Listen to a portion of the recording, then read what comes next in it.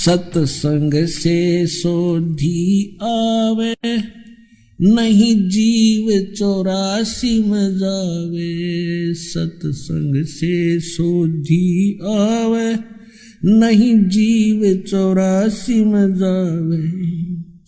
अब मेटो द्वेष और राग, हो राग या उम्र बतेरी जाली। अब मेटो द्वेष और राग, हो राग या उम्र बतेरी जाली।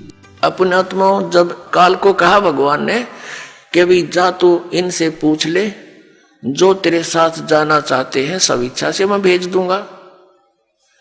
ये सृष्टि रचना सुना रहे परमात्मा दास, सिर्फ एक सिंपल सी सुना रहा। आज का जो विषय है कि ये मजहब क्यों बन गए और ये नकली पंथ क्यों चल गए, ये पहले ना चले, इस विषय को, इस कंसेप्ट को क्लियर करने के लिए अभी तो भूमिका बनाई जा रही है। ये सृष्टि रचना दास कंप्लीट नहीं सुना पा रहा है क्योंकि समय के अभाव से। तो अब बात ये है कि वो ये जो काल भगवान है, ब्रह्म सरपुरुष, ये हमारे पास आया और कहा कि पिताजी से मैंने तपस्या करके ऐसे ऐसे 21 ब्रह्मांड लिए हैं और 5 तत्व और 3 गुण प्राप्त कर लिए हैं। इनके द्वारा वहाँ ऐसे बनाऊंगा, ऐसे बनाऊंगा, स्वतंत्र रहा करेंगे वहाँ पर। हम तो पहले ही तैयारी थे। हमने सबने कहा कि देखो हम आपके साथ चलने को तैयार हैं, लेकिन पिताजी की आज्ञा मिल जाए तो चल सकते हैं। तो उसने आकर के परमात्मा से बताया कि हे प्रभु, कुछ आत्माएं मेरे साथ जाने को तैयार हैं, आपकी आज्ञा चाहते हैं। परमेश्वर कहने लगा मेरे साथ चल, मेरे सामने हाँ भरवा दे, मेरे सामने उनकी सहमति करवा दे, तब मैं भेजूंगा। परमात्मा और ये काल, ये ब्रह्म सरपुरुष, ये वहां आया।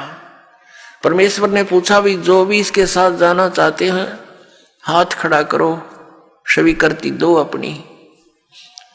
अब परमात्मा के सामने सब लज्जित हो गए कि अपने मालिक के सामने कैसे कहें हम इसके साथ जाएंगे। नीचे गर्दन कर ली, सन्नाटा सा छा गया। तो परमेश्वर ने कहा कि देख भाई, तू तो कह रहा था तेरे साथ कुछ जाने को तैयार है, कोई बोल नहीं रहा, क्या तू झूठ बोल रहा था? तो उसी समय एक आत्मा खड़ी हुई और उसने खड़ा होकर कहा कि पिताजी मैं जाना चाहता हूं इसके साथ। अब उसके खड़ा होते फिर हमने सोचा कहीं ये अकेला लूट ले सारा कुछ, हम रह गए पीछे। तो हमने भी दोनों हाथ खड़े कर दिए, हम भी। जैसे क्लास में बच्चे होते हैं ना, एक टीचर प्रश्न पूछता है तो डरता डरता पहले 1-2 हाथ खड़ा करा, फिर सोचे कदे हमने पिटाई हो जा, हम भी करते। किसी ने कुछ नहीं आता वो भी हाथ खड़ा कर दिया करें। तो ऐसी दशा होगी हमारी। परमेश्वर ने कहा भी ठीक है, जो भी तेरे साथ जाने की इच्छा रखते हैं इन सब के नंबर मेरे पास हैं, आप जाओ अपने ब्रह्मांड में। ये 21 ब्रह्मांड पहले सतलोक के अंदर ही थे। जैसे दिल्ली के प्रधानमंत्री जी अपने पुत्र को कोई प्लाट दे दे बाहरी दिल्ली गांव में, यानी हरियाणा या इधर राजस्थान के बॉर्डर पे, ऐसे ये प्लाट वहां दे दिए थे इसको 21 ब्रह्मांड। ये वहां घूम रहे थे खाली। तब परमात्मा ने कहा ठीक है अभी तू जा अपने प्लाटों में, मैं भेजूंगा इनको, अपने हिसाब से भेजूंगा, ऐसे नहीं, मेरा विधि अलग होगी तेरे साथ भेजने। तो उन सभी आत्माओं को जो वहां पर नर आकार थे, सूक्ष्म बीज रूप बना दिया। परमात्मा जो चाहे सो कर ही। पुण्यात्माओं, अभी तक हम खासकर इस कलयुग के इस थोड़े से दौर में भगवान के अध्यात्म मार्ग से कोसों दूर हो चुके हैं। यदि कोई भगवान की लीला सुनाता है, हमें अटपटी सी लगती है, हम उसको स्वीकार करने को तैयार नहीं होते। हमारे स्वीकार ना करने से भगवान की महिमा या वो लीलाएं झूठी नहीं हो सकती। जैसे जब हम छोटे छोटे थे उस समय क्या देखा करते थे, ऐसे तगड़े तगड़े बूढ़े बुजुर्ग और उनके विषय में बताया करते थे ये 5 मन 40 किलो का 1 मन होता है, यानी 200 किलोग्राम वजन को सिर पे रखकर, और लकड़ी की सीढ़ियां, खड़ी सीढ़ियां होती थी, खड़ी लकड़ की, एक तो पौड़ी होती है ऐसे, जो वो खड़ी पौड़ी होती थी, और छत पर मिट्टी डालते होते थे, कच्ची मिट्टी छत देते थे नए मकान में।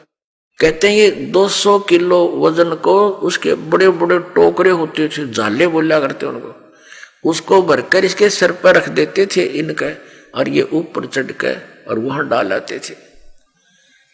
अब ये बात और 100 साल के बाद अगर कोई कहेगा ना, उसने मूर्ख बताया करेंगे, हम आंखों देख रखे, क्योंकि और 100 साल में तो देख लो, इब कोई 10-50 किलो वजन ठानी आदमी नहीं रह रहा, और आने वाले 100 साल में तो इतनी प्योद रह जाएगी, और 10-12 किलो ठानिया व्यक्ति नहीं पाओगा, ऐसी स्थिति आ जाएगी इस प्राणी की। इतना घट गया हमारे सतर, प्रदूषण के कारण शरीर की शक्ति लॉस होती जा रही है। और इससे और पीछे जाए तो और तगड़े तगड़े व्यक्ति थे, भीमर की कथा हम सुने तो कोई ना सिर गले उतरती, और वो सच्ची थी सारी। ये तो ही एक बल के आधार से, एक आध्यात्मिक बल अलग होता है। अगस्त ऋषि जी ने 7 समुद्रों को एक ही घूंट में ऐसे चुलू उठाई थी और ऐसे पी लिया था, खाली हो गया था ये बिल्कुल।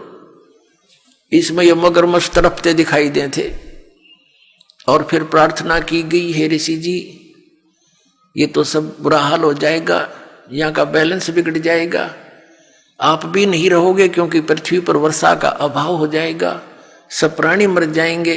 तो फिर उसने कहते उल्टा ही कुरला कर दिया, ये पूरे भर गए। तो ये कोई बड़ी बात नहीं है, और आप इस पे भी नहीं विश्वास कर पाओगे तो अध्यात्म मार्ग में नहीं चल सकते। इन कलियुगी ऋषि, नकली गुरुओं ने, महर्षियों ने जो हमें भगवान की इन कथाओं से दूर कर दिया कि ये झूठी है, ऐसा नहीं हो सकता, द्रौपदी की साड़ी नहीं बढ़ सकती, ये इस तरह की बकवाद गढ़ दी, जबकि ये सारी सच्चाई है। परमात्मा जो चाहे वैसो कर दे, उसके एक वचन में सारे ब्रह्मांड उत्पन्न हो गए, तो वो क्या नहीं कर सकता। तो अध्यात्म मार्ग में पुण्यात्माओं अविश्वास नहीं चलता, और पहले हमारे पूर्वजों को अविश्वास नहीं था, और उस अविश्वास का और ब्लाइंड फेथ था उनका भगवान में और उन गुरुओं में, तो उन्होंने दुरुपयोग किया नकली ऋषि, महर्षि, गुरुओं ने, ये वर्तमान के कलयुग क्या ने, कि उनके ब्लाइंड फेथ को, कि जो गुरुजी बोल रहे हैं वो सारी सच्ची होती है, हमने ब्लाइंड फेथ किया, और जो मार्ग उन्होंने बता दिया हमने ये सोचकर ग्रहण किया कि ये हमारे सदग्रंथों से ही पढ़कर सुनकर वहीं से इन्होंने ज्ञान दिया। तो इन्होंने सब मिसगाइड कर दिया, वो सब दंत कथा सुना दी, और भक्ति विधि शास्त्र अनुकूल ना रहने से हमें प्रभु परमात्मा से मिलने वाली सहायता बंद होगी। तो अब हम ये सोचते हैं कि ऐसा कभी हो ही नहीं रहा, हम सब कुछ कर रहे हैं।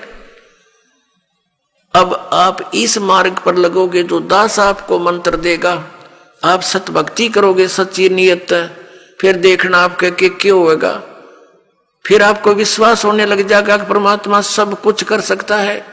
आपको देखो जैसी आपकी श्रद्धा और भक्ति बढ़ती चली जाएगी, उतना ही मालिक आपके निकट आओगा, और परमात्मा की पावर से तो कुछ भी हो सकता है। अब जैसे एक जैक होता है, जैक इतना को सब सारा लोहे का जुगाड़ सा, जिसने उसके फंक्शन का ना पता हो, और कोई ये कहे कि ये जैक 250-300 क्विंटल यानी 3-4 टन के ट्रक को इंक्लूडिंग उसके वजन, उसके वेट के, और वो इतना ऊंचा उठा दे 1 फुट, तो कैसे जच्चा, किसी व्यक्ति का जच्चा, या जिसने उसका फंक्शन का ना पता हो, और उसने लगा के देखो 2-4 पे घुमा दे, इतना ऊंचा उठा दे, सारे के सारे ने, चाहे बजरी का भरा हो सारा वो ट्रक, और ऊपर उठा दे वो।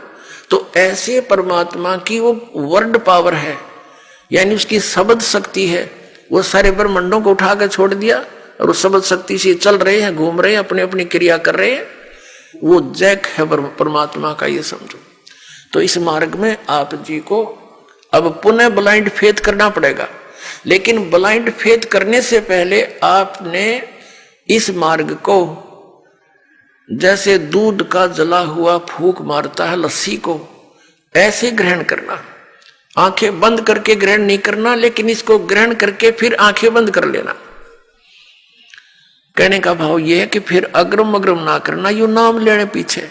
इस दीक्षा लेने से पहले आप खूब ट्राई करो और खूब परीक्षण करो, सब जो दास बताता उसका प्रमाण देखो, और फिर आंखें बंद करके उपदेश ले लो, और फिर आंखें ही बंद रखना, यानी ब्लाइंड फेथ करना, पूर्ण विश्वास करना दास के एक एक शब्द पर, फिर आपकी भक्ति चलेगी। अब तो आप आते हो दूध के जले हुए, और फिर यहां फूंक मारते हो लस्सी को भी, कोई बात नहीं, कुछ दिन के अंदर आपको अपने आप डिफरेंशिएट का पता लग जाएगा। और खूब ट्राई करो पहले, फिर बाद में अगन बगर करोगे तो भगवान का लाभ मिलना बंद हो जाएगा। दीक्षा लेने के बाद यदि आप दास के वचनों में अविश्वास करते हो, आपका नाम नहीं रहेगा। कह कबीर सुनो भी साधो, मैं तो हूं विश्वास में।